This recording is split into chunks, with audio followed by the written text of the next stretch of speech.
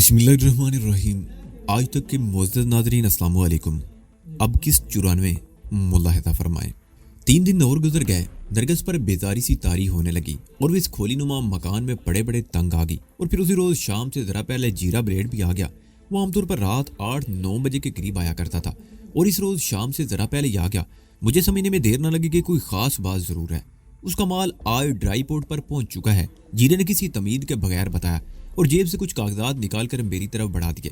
یہ ان کاغذات کی نقل ہے۔ اس سے پتہ چلتا ہے کہ مال بھیجنے والا کون ہے اور جو ہنسبرگ میں یہ مال کس کمپنی کے نام بھیجا جا رہا ہے۔ یہ کاغذات تم نے کہاں سے لیے؟ میں نے پوچھا۔ ڈرائی بورڈ کے ایک کلرک سے، جیرے نے مسکراتے ہوئے کہا۔ اس کے لیے 10,000 روپے خرچ کرنے پڑے تھے۔ اور یہ مال یہاں سے کراچی کے لیے کب روانہ ہوگا؟ میں نے پوچھا۔ 1-2 دن بعد، جیرے نے کہا۔ میں وہ کاغذات دیکھنے لگا۔ رنگوں کے 5 لیٹر والے 500 ڈبے تھے۔ ان کاغذات کے مطابق تمام ضروری اور قانونی کارروائی مکمل کر لی گئی تھی، کوئی بھی گپلا نہیں تھا۔ 500 ڈبے ہیں، جیرا بلیڈ کہہ رہا تھا۔ ہر ڈبے میں 4.5 لیٹر رنگ اور آدھا کلو ہیروئن ہے۔ کیا ہیروئن رنگ میں ملائی گئی ہے؟ میرے قریب بیٹھی ہوئی نرگس نے پوچھا۔ نہیں، جیرے نے مسکراتے ہوئے کہا۔ ہیروئن کا دھندا کرنے والے اسمگلنگ کے نئے نئے طریقے اختیار کرتے رہتے ہیں۔ رنگوں کے یہ ڈبے خاص طور پر تیار کیے جاتے ہیں۔ ان کے پیندے 2 سطح کے ہوتے ہیں اور آج دوسری تہہ کے اندر ہیروئن چھپائی گئی ہے۔ اس طرح 500 ڈبوں میں 250 کلو گرام ہیروئن موجود ہے۔ وہ چند لمحوں کو خاموش ہوا، پھر بولا۔ ہیروئن اسمگلنگ کی روک تھام کے لیے بھی اگرچہ جدید ترین طریقے اپنائے جاتے ہیں، انسانوں کے پیٹ سے ہیروئن کے کیپسول نکلوائے جاتے ہیں، تو کیا وجہ ہے کہ رنگ کے ڈبوں میں اسمگل ہونے والی ہیروئن نہ پکڑی جا سکے؟ اصل بات یہ ہے نرگس بی بی، وہ اس کے چہرے پر نظریں جماتے ہوئے بولا۔ ایسا دھندا کرنے والوں کے ہاتھ بڑے لمبے ہوتے ہیں۔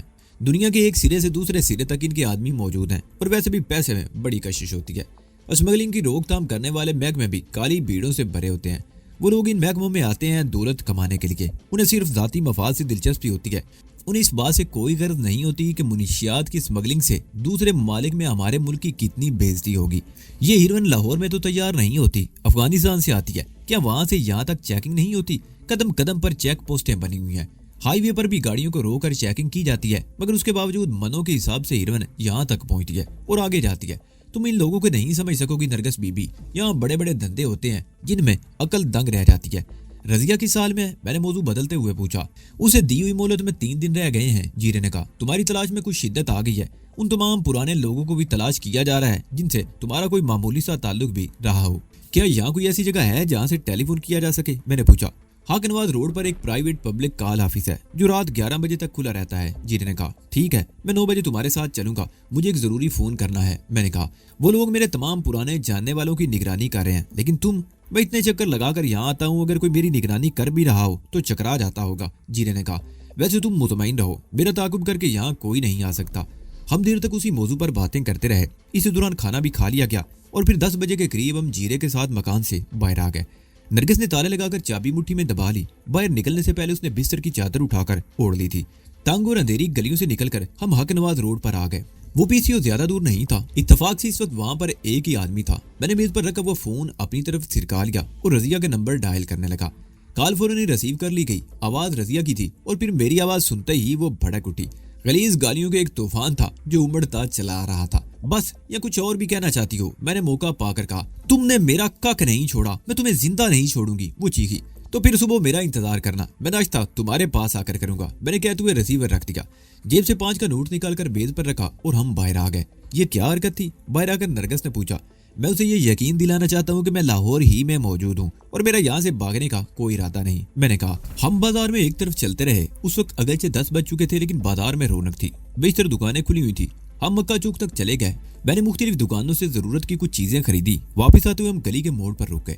کچھ دیر جیرے سے باتیں کرتے رہے اور پھر اسے وہیں سے رخصت کر کے گلی میں داخل ہو گئے۔ گھر آنے کے تھوڑی دیر بعد میں نے داڑھی صاف کر دی۔ نرگس حیرت سے میری طرف دیکھ رہی تھی۔ ویسے تو تم داڑھی میں بہت اسمارٹ لگتے تھے، بغیر داڑھی کے تو تم پپو لگ رہے ہو، نرگس نے مسکراتے ہوئے کہا۔ ویسے تم نے داڑھی کس خوشی میں صاف کر دی؟ ہم صبح سویرے یہاں سے جا رہے ہیں، میں نے کہا۔ انہیں داڑھی والے ناجی کی تلاش ہوگی۔ کلین شیو ناجی کو ان میں سے کوئی نہیں پہچانتا، لیکن اگر پولیس نے پہچان لیا تو؟ نرگس بولی۔ پولیس سے نمٹا جا سکتا ہے مگر شاہ جی اور رضیہ کے لوگوں سے نمٹنا مشکل ہو جائے گا، میں نے کہا۔ کہاں کا ارادہ ہے؟ میرا مطلب ہے کہاں؟ فیصل آباد، میں نے اس کی بات پوری ہونے سے پہلے ہی کہہ دیا۔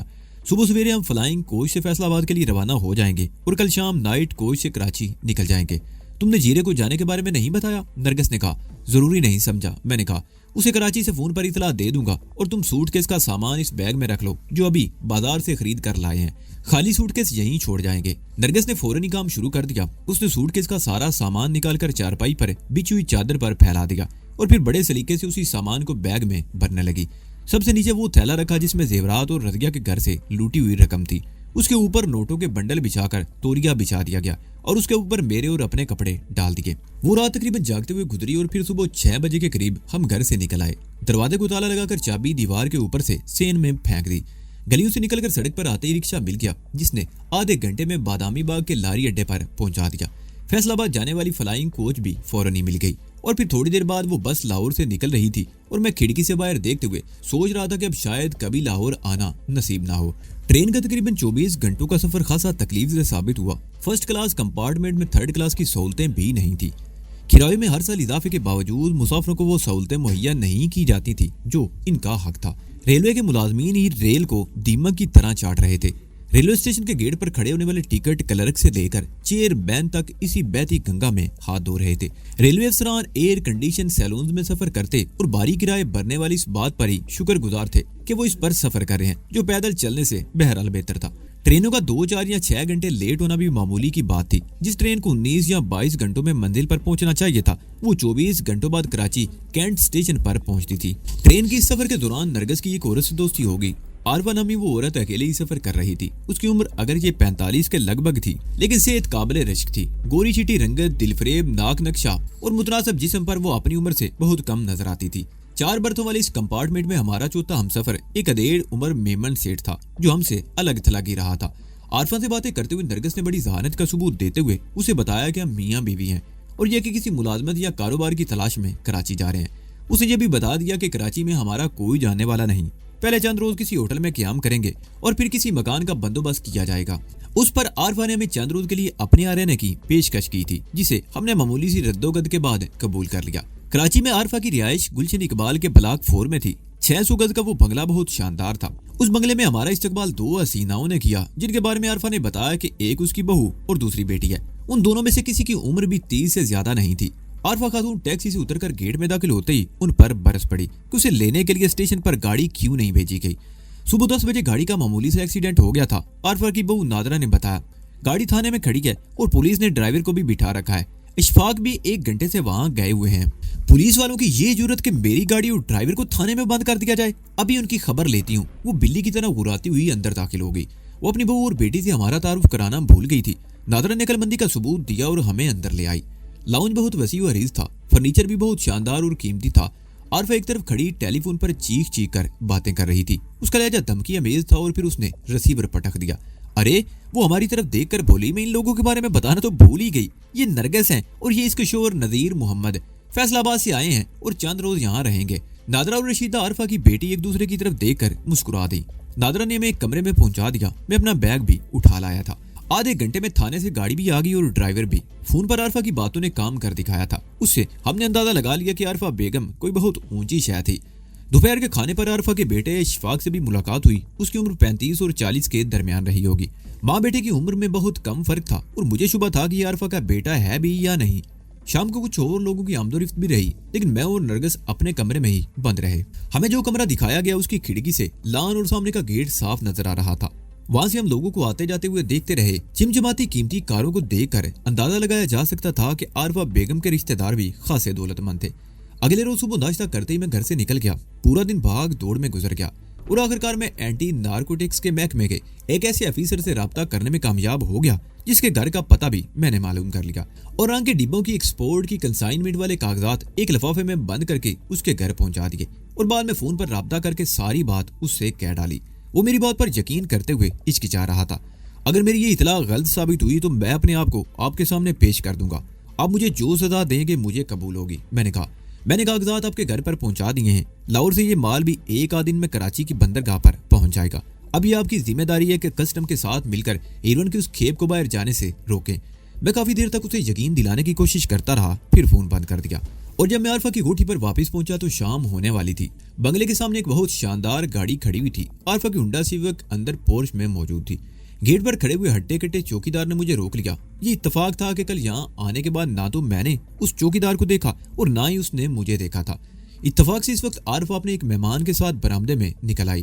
اسے جب پتہ چلا تو اس نے چوکیدار کو زوردار ڈانٹ پلائی کہ مجھے اس طرح کیوں روکا تھا۔ لاؤنج میں گھر کے دوسرے افراد کے ساتھ نرگس بھی تھی اور نرگس کے ساتھ ایک اجنبی آدمی کو دیکھ کر میری بھویں سکڑ گئی۔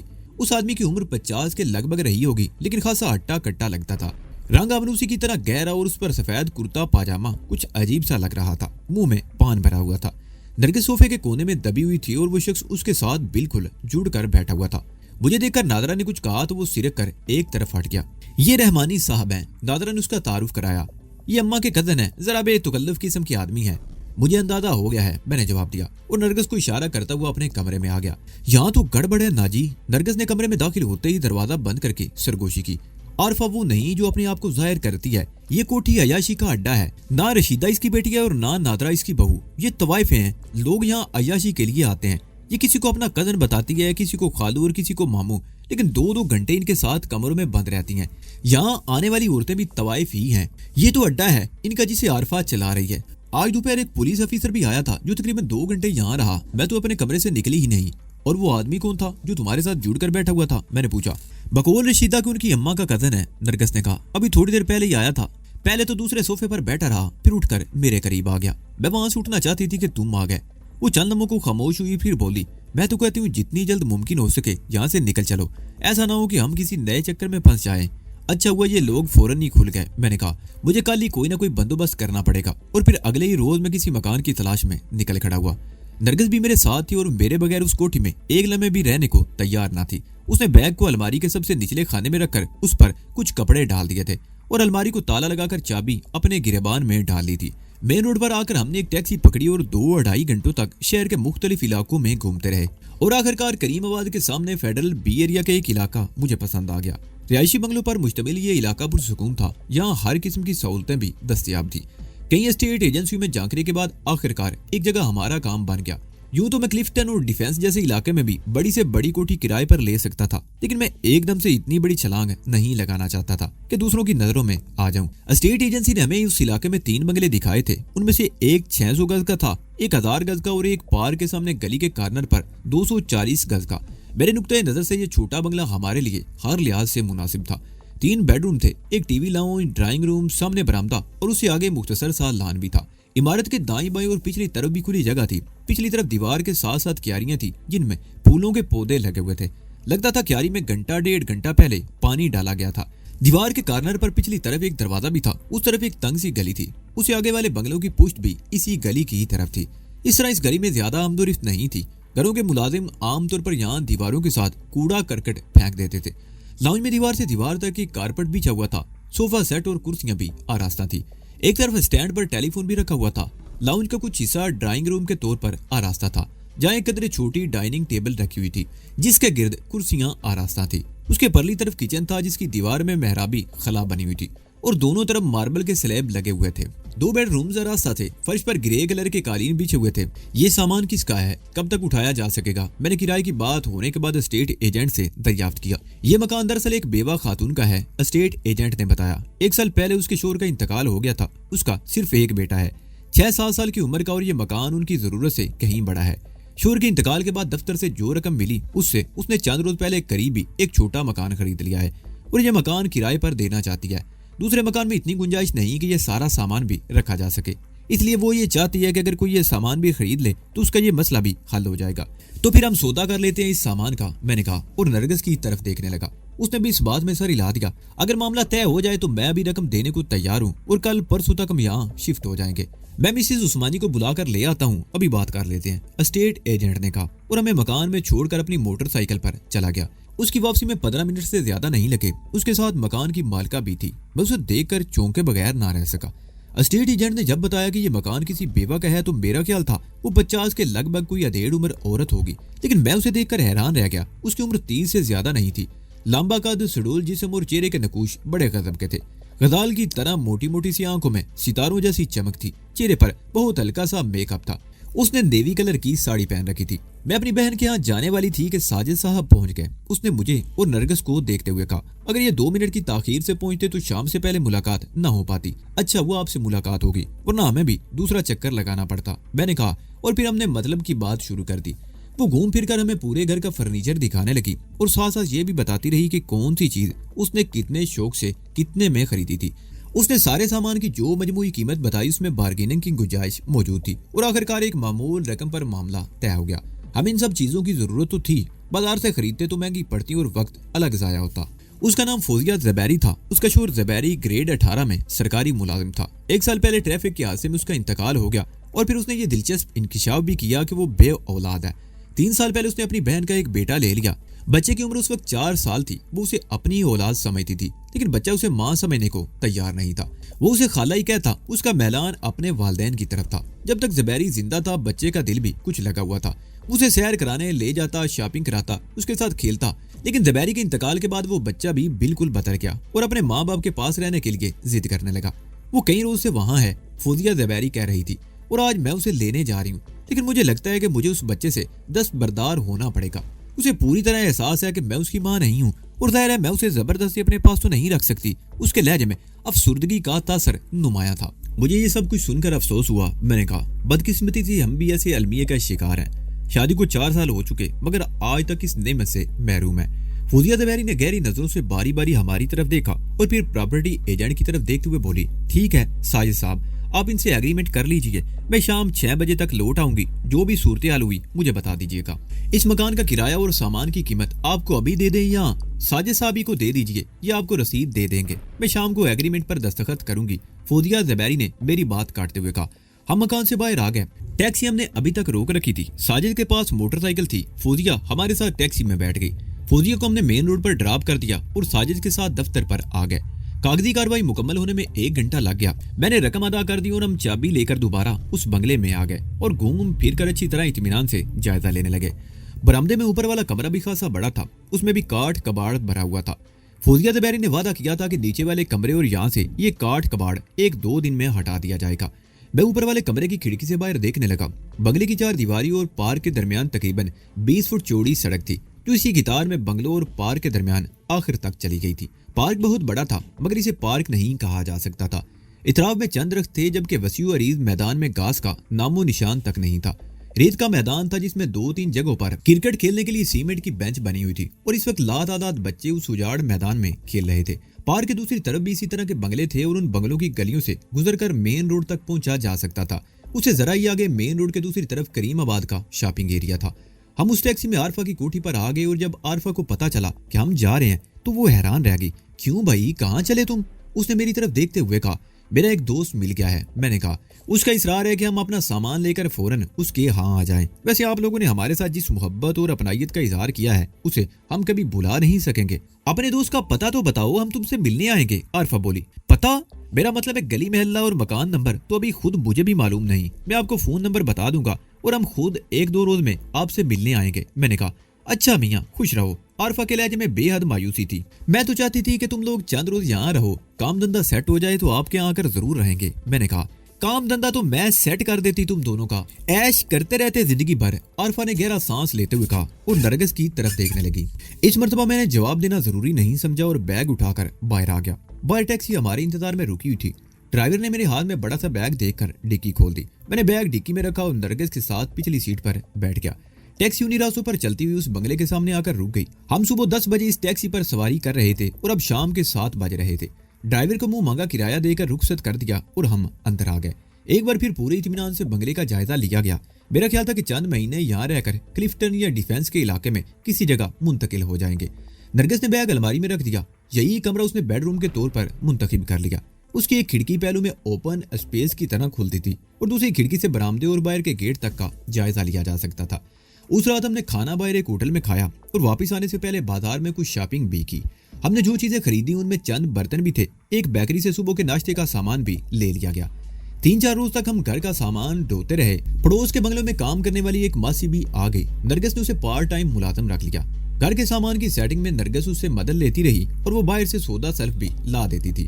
میں نے اخبار کے آکر سے بھی کہہ دیا، وہ روزانہ اخبار ڈال جاتا۔ صبح اٹھتے ہی سب سے پہلے اخبار دیکھتا لیکن ہر بار مجھے شدید مایوسی ہوتی۔ پھر ایک روز اخبار میں وہ خبر نظر آ ہی گئی جس کا مجھے کئی روز سے انتظار تھا۔ میرے دن کی یہی سب سے بڑی الجھن تھی جو اخبار میں اس خبر کو دیکھ کر دور ہو گئی۔ کسٹمز اور نارکوٹکس کے اعلیٰ حکام نے ایک خصوصی ٹیم کے ساتھ بندرگاہ پر چھاپا مار کر ساؤتھ افریقہ ایکسپورٹ کیے جانے والے رنگ کے 500 ڈبوں پر قبضہ کر کے ان کے 2 ریت طے والے پیندوں میں چھپائی گئی 250 کلو گرام ہیروین برآمد کر لی تھی۔ سرخی پہلے صفحے پر 3 کالموں میں شائع ہوئی تھی اور خبر بڑی تفصیل سے تھی۔ اس کے مطابق یہ چھاپا ایک خفیہ اطلاع ملنے پر مارا گیا تھا اور بندرگاہ پر ڈبوں سے ہیروین برآمد ہونے کے بعد کراچی کے 2 مختلف ہوٹلوں پر بھی چھاپے مارے گئے تھے۔ ایک ہوٹل سے رشید نامی ایک شخص کو گرفتار کیا گیا تھا، جبکہ دوسرے ہوٹل میں قیام پذیر رضیہ نامی عورت فرار ہونے میں کامیاب ہو گئی۔ اس روز لاہور میں رنگ تیار کرنے والی کمپنی کے بعد آدمیوں کو بھی حراست میں لیا گیا تھا۔ لاہور اور کراچی میں کچھ اور لوگوں کی گرفتاری کے لیے بھی چھاپے مارے جا رہے تھے۔ مجھے یہ خبر پڑھ کر بڑی خوشی ہوئی۔ لاہور کے دلی دروازے کے سامنے 3rd کلاس ہوٹل میں اور سڑکوں پر ہیروین کی پوڑیاں فروخت کرنے والا سلطان آج بہت بڑا ڈان بنا ہوا تھا، لیکن مجھ سے پنگا لے کر اس نے زندگی کی سب سے بڑی غلطی کی تھی۔ وہ اپنی اوقات بھول گیا۔ اس کا خیال تھا کہ مجھے مچھر کی طرح چٹکی میں مسل دے گا، لیکن میں جب تک لاہور میں تھا اسے بار بار میری طرف سے ذک اٹھانی پڑی تھی، اور میں سمجھتا ہوں کہ یہ اس کے منہ پر میرا آخری تمانچہ نہیں تھا۔ مجھے یقین تھا کہ آگے بھی کسی نہ کسی موقع پر میرا اس کا سامنا ضرور ہوگا۔ اس خبر میں سب سے اہم یہ اطلاع تھی کہ رضیہ کراچی میں تھی۔ وہ رشید کے ساتھ بندرگاہ سے کنسائنمنٹ کلیئر کرنے آئی تھی۔ رشید تو پکڑا گیا مگر رضیہ بھاگ گئی۔ ہو سکتا ہے وہ کراچی سے چلی گئی ہو، یا یہ بھی ممکن ہے اس نے یہاں اپنے کسی جاننے والے کے پاس پناہ لے رکھی ہو۔ ایسے لوگوں نے بہت سے ٹھکانے بنا رکھے ہوتے ہیں۔ نرگس بھی یہ خبر پڑھ کر بہت خوش ہوئی تھی۔ بہت اچھا ہوا، وہ بولی۔ اب تو وہ کتیا یقیناً سڑکوں پر ہاتھ پھیلا کر بھیک مانگنے پر مجبور ہو جائے گی۔ میرا خیال اسے کوئی فرق نہیں پڑے گا۔ میں نے کہا ایسے لوگوں نے بہت دور تک ہاتھ پیر پھیلا رکھے ہوتے ہیں۔ صرف 250 کلو ہیروین پکڑی گئی ہے۔ وقتی طور پر تو انہیں دھچکا ضرور لگا ہوگا، لیکن اگلی کسی کھیپ میں وہ اپنے اس نقصان کو پورا کر لیں گے۔ بہرحال مجھے خوشی ہوئی، نرگس نے کہا، اور تمہیں یہ جان کر بھی خوشی ہوگی کہ رضیہ اس وقت کراچی میں موجود ہے۔ میں نے کہا نرگس کو بندرگاہ پر چھاپے والی خبر میں نے سنائی تھی، لیکن رضیہ کا ذکر ابھی تک نہیں کیا تھا۔ کیا؟ وہ اچھل پڑی۔ ہاں، میں نے کہا وہ رشید نامی ایک اور آدمی کے ساتھ بندرگاہ سے کنسائنمنٹ کلیئر کروانے کے لیے کراچی آئی تھی۔ رشید تو پکڑا گیا اور رضیہ غائب ہو گئی۔ مجھے یقین ہے وہ یہیں کراچی میں کسی جگہ روپوش ہے۔ اس کا مطلب ہے ہمیں محتاط رہنا ہوگا، نرگس بولی۔ غیر محتاط تو ہم پہلے بھی نہیں تھے، میں کہہ کر ایک بار پھر اخبار دیکھنے لگا۔ نرگس اٹھ کر کچن کی طرف چلی گئی۔ اخبار کے آخری صفحے پر ایک اور خبر دیکھ کر میں چونک گیا۔ تھرپارکر کی سرحد پر ہیروین کی تیاری میں استعمال ہونے والے کیمیکل کے 20 ڈرم پکڑے گئے۔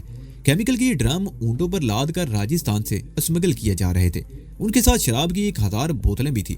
رینجرز اور کسٹم کی ایک مشترکہ کارروائی سے اسمگلنگ کی یہ کوشش ناکام بنا دی گئی۔ شراب کے کریٹ اور کیمیکل کے ڈرم قبضے میں لے لیے گئے، جبکہ اسمگلر رات کی تاریکی کا فائدہ اٹھاتے ہوئے فرار ہونے میں کامیاب ہو گئے۔ مجھے چند مہینے راجستھان میں رونما ہونے والے واقعات یاد آ رہے تھے۔ وہ سب کچھ کسی فلم کی طرح میری نظروں کے سامنے گھومتا رہا۔ جب میں رضیہ کو ملتان کے ایک ہوٹل میں چھوڑ کر اپنے ایک عزیز کی تلاش میں عمرکوٹ پہنچ گیا تھا، میں اپنے اس عزیز کو تو تلاش نہیں کر سکا، مگر وہ حسینہ مجھ سے ٹکرا گئی تھی جس نے مجھے بے ہوش کر کے میری زندگی کا راستہ ہی بدل دیا تھا۔ ریگستان میں واقع وہ کھنڈر نما عمارت جہاں مجھ پر تشدد کیا گیا تھا، پھر رئیس کبو کا ڈیرا جہاں میں نے پہلی مرتبہ بیلا کو دیکھا تھا، اور پھر سرحد پار کر کے راجستھان کے تپتے ہوئے صحرا میں وہ اذیت ناک سفر۔ بیلا میری ہمسفر تھی، اور ماؤنٹ آبو میں ناگرائی سے ٹکراؤ اور بیلا سے آنکھ مچولی میرے اور بیلا کے بیچ زندگی اور موت کا کھیل طویل عرصے تک جاری رہا تھا۔ مجھے وہ سب واقعات یاد آ رہے تھے۔ پنڈت بھیرو، الکا اگنی ہوتری، رادھا سمترا اور جے پور کی محکمہ سیاحت کی گائیڈ ششاوری جس نے مجھے جے پور سے فرار ہونے میں مدد دی تھی۔ وہ تمام چہرے ایک ایک کر کے میری نظر کے سامنے گھومتے رہے۔ الکا اگنی ہوتری، ناگراج اور بیلا یہ سب راہ کے ایجنٹ تھے۔ ان کے منصوبے بہت ہی خوفناک تھے۔ یہ سب اپنے اپنے نمبر بنانے کے لیے مجھے اعلیٰ کار بنا کر ایک دوسرے کو نیچا دکھانے کی کوشش میں تھے، اور میں نے بڑی ہوشیاری سے انہی لوگوں کو استعمال کرتے ہوئے ماؤنٹ آبو کی پہاڑیوں میں وہ کیمپ تباہ کیا جہاں پاکستان سے اغوا ہوئے نوجوانوں کی برین واشنگ کر کے انہیں دہشت گردی کی تربیت دی جاتی تھی، اور پھر انہیں تقریب کاری اور دہشت گردی کے لیے پاکستان بھیج دیا جاتا تھا۔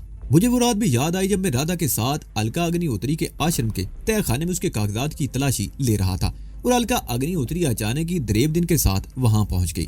میں نے ان دونوں کو ختم کر دیا اور رادھا کے ساتھ وہاں سے فرار ہو گیا تھا۔ الکا اگنی ہوتری کے آشرم کے تہہ خانے میں نے جو کاغذات دیکھے تھے انہوں نے میرے ہوش اڑا دیے تھے۔ اس سے چند روز پہلے خود الکا نے مجھے کچھ سلائیڈز بھی دکھائی تھی۔ یہ ان لوگوں کے چہرے تھے جنہیں دہشت گردی اور تخریب کاری کی تربیت دے کر پاکستان بھیجا گیا تھا۔ الکا نے مجھے یہ بھی بتا دیا تھا کہ سرحد پر پاکستانی اسمگلروں کی بھی حوصلہ افزائی کی جاتی ہے۔ راہ کی طرف سے انہیں ایسا کیمیکل برائے نام قیمت پر فراہم کیا جاتا ہے جو ہیروین کی تیاری میں استعمال ہوتا ہے۔ اس کیمیکل سے تیار ہونے والی ہیروین نہ صرف پاکستان میں نوجوان نسل کو مفلوج کر رہی ہے، بلکہ یہ ہیروین یورپ اور امریکہ اسمگل کر کے پاکستان کی رسوائی بھی ہو رہی ہے۔ الکاگنی اتنی مجھے یہ سب کچھ اس لیے نہیں بتا رہی تھی کہ اسے مجھ سے یا میرے وطن سے ہمدردی تھی، بلکہ وہ تو مجھے بیلا کے خلاف بھڑکانا چاہتی تھی تاکہ میں بیلا کو راستے سے ہٹا دوں اور اس کا اپنا کام آسان ہو جائے۔ الکاگنی اتری کے قتل کے بعد میرے گرد بچھایا جانے والا جال تنگ ہونے لگا۔ رادھا بھی باری گئی تو میں رتنا کے ساتھ ماؤنٹ آبو سے فرار ہو گیا، اور جس طرح موت سے آنکھ مچولی کھیلتے ہوئے کئی ہفتوں بعد فیروز پور کی طرف سے سرحد پار کر کے پاکستان میں داخل ہوا، وہ سب کچھ آپ لوگ میری اس آپ بیتی کے پچھلے صفحات میں پڑھ چکے ہیں۔ پاکستان میں داخل ہونے کے بعد اگر حالات پرسکون رہتے تو چند روز بعد میں عمر کوٹ جا کر ان لوگوں کو تلاش کرتا جو میری بربادی کا باعث بنے تھے۔ اگر وہ کافر ادا سینہ مجھے دھوکے سے اغوا نہ کرتی تو میں اپنے کزن کو تلاش کر کے اس کے پاس رہتا یا کوئی اور چھوٹی موٹی ملازمت اختیار کر کے جرائم کی دنیا سے دور ہو جاتا، مگر اس حسینہ نے مجھے زندگی کے خطرناک ترین راستے پر دھکیل دیا تھا۔ لیکن پاکستان میں داخل ہوتے ہی میں رضیہ اور شاہ جی جیسے لوگوں سے برسرے پیکار ہو گیا، اور اس طرح پچھلے واقعات میرے ذہن سے منتشر ہوتے چلے گئے۔ لیکن آج تھرپارکر میں سرحد پر ہیروئن کی تیاری میں استعمال ہونے والے کیمیکل کے ڈرم پکڑے جانے کی خبر سے وہ تمام واقعات میرے ذہن میں تازہ ہو چلے تھے، اور میں نے طے کر لیا کہ یہاں سیٹ ہونے کے بعد پہلی فرصت میں عمر کوٹ کا رخ کروں گا اور اس کافر ادا حسینہ کو تلاش کر کے رئیس کبو تک پہنچنے کی کوشش کروں گا۔ ہمیں اس بنگلے میں رہتے ہوئے کئی روز ہو گئے۔ اسی دوران میری تو پڑوسیوں سے واجبی سی الیک سلیک ہوتی رہی، لیکن بعض پڑوسیوں سے نرگس کے تعلقات کچھ زیادہ ہی گہرے ہو گئے تھے۔ میں نے ایک عدد سیکنڈ ہینڈ مارگلا کار بھی لے لی۔ یہ دیکھنے میں اگرچہ پرانی تھی مگر اس کا انجن بہترین حالت میں تھا، اور اتفاق سے یہ کچھ سستی بھی مل گئی۔ ویسے تو میں 30-40 کی کوئی نئی کار بھی لے سکتا تھا، لیکن اس طرح میں لوگوں کی نظروں میں نہیں آنا چاہتا تھا، اس لیے سیکنڈ ہینڈ مرگلا پر ہی فی الحال اکتفا کیا۔ ہمارے پاس کروڑوں روپے نقد اور کروڑوں روپے کے زیورات تھے، لیکن یہ رقم ہم نہ تو بینک میں رکھوا سکتے تھے اور نہ ہی لاکر میں۔ لاکر اگرچہ محفوظ ترین جگہ تھی مگر مجھے اس پر بھروسہ نہیں تھا، شبہ ہونے کی صورت میں لاکر کھولا بھی جا سکتا تھا۔ اس طرح نہ صرف سب کچھ ہمارے ہاتھ سے نکل جاتا بلکہ ہمیں بھی زندگی کا باقی حصہ جیل میں گزارنا پڑتا۔ مجھے سب سے زیادہ فکر رقم اور زیورات کی تھی۔ ظاہر ہم یہ تھیلا 24 گھنٹے اپنے ساتھ لے کر نہیں گھوم سکتے تھے، لیکن نرگس نے اس تھیلے کے لیے بھی ایک محفوظ جگہ تلاش کر لی، اور میرے خیال میں یہ محفوظ ترین جگہ تھی، اور اس کا انکشاف بھی محض اتفاق ہی سے ہوا تھا۔ ہم نے جس کمرے کو اپنا بیڈ روم بنایا تھا اس میں سفید فارمیکا کی 3 دروازوں والی ایک الماری بھی تھی۔ یہ الماری خاصی بڑی تھی۔ ڈبل بیڈ کی یہ الماری ایک سیٹی 2 کرسیوں اور ڈریسنگ ٹیبل رکھنے کے بعد کمرے میں چلنے پھرنے کی جگہ نہیں رہی تھی، اس لیے یہ فیصلہ کیا گیا کہ اس بڑی الماری کو دوسرے کمرے میں منتقل کر دیا جائے اور وہاں کی الماری کو یہاں لے آیا جائے۔ یہ خیال رات کے کھانے کے بعد آیا۔ کام کرنے والی ماسی تو اس وقت جا چکی تھی۔ میں اور نرگس اس الماری کو وہاں سے ہٹانے کی کوشش کر رہے تھے، لیکن یہ بہت وزنی تھی۔ اسے خالی کر دیا گیا اور آخر کار جب اس الماری کو وہاں سے 1.5-2 فٹ کے قریب سرکایا گیا تو اس کے پیچھے دیوار کے نچلے حصے پر نظر پڑتے ہی نرگس چونک گئی۔ اس نے میری توجہ مبذول کروائی تو میں بھی چونکے بغیر نہ رہ سکا۔ الماری کے پیچھے دیوار میں فرش کے ساتھ ملا ہوا تقریباً 8 انچ اونچا اور 4 فٹ لمبا خلا تھا جس پر لکڑی کا تختہ جڑا ہوا تھا۔ میں نے اسکرو ڈرائیور کی مدد سے وہ تختہ اکھاڑ دیا۔ یہ خلا اندر سے تقریباً 1 فٹ گہرا تھا۔ میں نے ہاتھ ڈال کر دیکھا، وہ خالی تھا۔ میرا خیال ہے دیوار میں فرش کے ساتھ ملا ہوا یہ خلا جوتے وغیرہ رکھنے کے لیے بنایا گیا تھا، لیکن بعد میں کسی وجہ سے اسے بند کر دیا گیا اور یہ الماری اس کے ساتھ کھڑی کر دی گئی۔ تم اس تھیلے کے لیے پریشان تھے نا؟ نرگس نے میری طرف دیکھتے ہوئے کہا۔ کیا اس سے بہتر کوئی اور جگہ ہو سکتی ہے؟ میری آنکھوں میں چمک سی ابھر آئی۔ رقم اور زیورات والا تھیلا چھپانے کے لیے اس سے بہتر کوئی اور جگہ ہو ہی نہیں سکتی تھی۔ نرگس نے وہ خلا اندر سے صاف کر دیا۔ تھیلے میں سے اتنی رقم نکال لی گئی جو کئی روز تک ہماری اخراجات کے لیے استعمال ہو سکتی۔ پھر تھیلا اس میں رکھ کر اس میں تختے کو دوبارہ جوڑ کر خلا بند کر دیا گیا اور الماری ایک بار پھر اسی جگہ رکھ دی گئی، بلکہ اسے دیوار کے ساتھ ملا دیا گیا تاکہ پیچھے دیوار میں جھانکنے کی جگہ بھی نہ رہے۔ اب ہم رقم کی طرف سے مطمئن تھے اور آزادی سے گھر سے باہر گھوم پھر سکتے تھے۔ کئی روز اور گزر گئے اور آخرکار ایک روز میں نے اپنی اصل مہم کو جاری رکھنے کا فیصلہ کر لیا، اور جب میں نے نرگس کو اپنی اس فیصلے سے آگاہ کیا تو وہ اچھل پڑی۔ تمہارا دماغ تو نہیں خراب ہو گیا؟ اس نے مجھے گھورا۔ اتنی مشکل سے تو ان مصیبتوں سے پیچھا چھوٹا ہے، اب آرام سے بیٹھے رہو۔ روپے پیسے کی ہمارے پاس کمی نہیں ہے۔ آرٹ کے لیے کوئی کام شروع کر دو، بہتر ہے کسی اچھے علاقے میں جنرل سٹور کھول لو۔ نئی مصیبتوں کو دعوت مت دو اور آرام سے زندگی گزارو۔ مصیبتیں آسانی سے پیچھا نہیں چھوڑا کرتی، میں نے مسکراتے ہوئے کہا۔ اور پھر تمہیں شاید اندازہ نہیں کہ انڈیا کی انٹیلیجنس ایجنسی را ہمارے ملک کی سلامتی کے لیے بہت بڑا خطرہ ہے، اور یہ کام تم یہاں رہ کر بھی کر سکتے ہو۔ تمہیں سامنے آنے کی بھی ضرورت نہیں ہوگی، نرگس نے میرے خاموش ہونے پر کہا۔ جس طرح تم نے پس منظر میں رہ کر بندرگاہ پر ہیروئن پکڑوائی تھی، اسی طرح پس منظر میں رہ کر رئیس کبو کے بارے میں بھی آیا حکام کو اطلاع دے سکتے ہو۔ یہ معاملہ اس طرح حل نہیں ہوگا، میں نے کہا۔ پولیس کو اطلاع دینے کا کوئی فائدہ نہیں ہوگا، قانون بعد میں حرکت آئے گا اور ان لوگوں کو اس کی اطلاع پہلے ہو جائے گی۔ مجھے اس کا تجربہ ہے۔ میں چند لمحوں کو خاموش ہوا، پھر بولا، یہ میرے انڈیا جانے سے پہلے کی بات ہے۔ ہیروئن کے بزنس میں میری رمضان نامی ایک شخص سے ٹل چل رہی تھی۔ ہیروئن کے بزنس میں میری رمضان نامی ایک شخص سے خراب چل رہی تھی۔ ایک مرتبہ رمضان کے پاس افغانستان سے ہیروئن کی ایک بڑی کھیپ آئی، کروڑوں کا مال تھا۔ مجھے غلطی یہ ہوئی کہ میں نے ایک پولیس افیسر کو اس کی اطلاع دے دی۔ اس نے کچھ اس قسم کی باتیں کی جیسے 1 گھنٹے کے اندر چھاپا مار کر مال کو ضبط اور رمضان کو گرفتار کر لیا جائے گا۔ میرا ایک آدمی گلبرگ میں رمضان کی کوٹھی کی نگرانی کر رہا تھا۔ 1 گھنٹے بعد اس نے فون پر اطلاع دی کہ وہ پولیس افیسر سادہ لباس میں رمضان کی کوٹھی پر گیا تھا۔ وہ تقریباً 15 منٹ وہاں رہا۔ اس کے جانے کے 15 منٹ بعد ایک اسٹیشن ویگن بھی کوٹھی سے نکل کر کسی طرف چلی گئی۔ اس کے 3 گھنٹے بعد اسی پولیس افیسر نے اپنے 4 ماتحتوں کے ساتھ رمضان کی کوٹھی پر چھاپا مارا۔ میرا ماتحت اس وقت تھنکا تھا جب میرے آدمی سادہ لباس میں پولیس افیسر کو رمضان کی کوٹھی پر جانے کی اطلاع دی تھی، اور بعد میں چھاپا تو اخلاقاً مارا گیا تھا۔ ظاہر ہے وہاں کیا ملتا، بال تو اسٹیشن ویگن پر وہاں سے نکالا جا چکا تھا۔ میرے آدمی سے غلطی یہ ہوئی کہ اس نے اسٹیشن ویگن کا پیچھا نہیں کیا تھا۔ نہیں نرگس، میں نے نرگس کی طرف دیکھتے ہوئے کہا، میں اس معاملے میں رسک نہیں لینا چاہتا۔ ہمارے ہاں پولیس کے محکمے میں فرض شناس لوگ کم اور کالی بھیڑیں زیادہ ہیں، اور یہی بڑی وجہ ہے کہ لوگ پولیس سے تعاون کرتے ہوئے بھی کتراتے ہیں۔ میں اگر پولیس کو خفیہ طور پر اطلاع دوں گا تو کسی کارروائی سے پہلے یہ خبر رئیس کبو تک پہنچ جائے گی، اور وہ یا تو روپوش ہو جائے گا یا اپنا بندوبست کر لے گا۔ ایسے لوگوں کے ہاتھ بہت لمبے ہوتے ہیں اور ان پر آسانی سے ہاتھ نہیں ڈالا جا سکتا۔ کئی وجوہات کی بنا پر قانون کا ہاتھ ان کے گریبان تک نہیں پہنچ پاتا، اس لیے مجھے ہی اس کے گریبان پر ہاتھ ڈالنا پڑے گا۔ تم جان بوجھ کر اپنے لیے بہت بڑا خطرہ مول لے رہے ہو، نرگس نے میرے خاموش ہونے پر کہا۔ اس کے بغیر کوئی چارہ بھی تو نہیں، میں نے کہا۔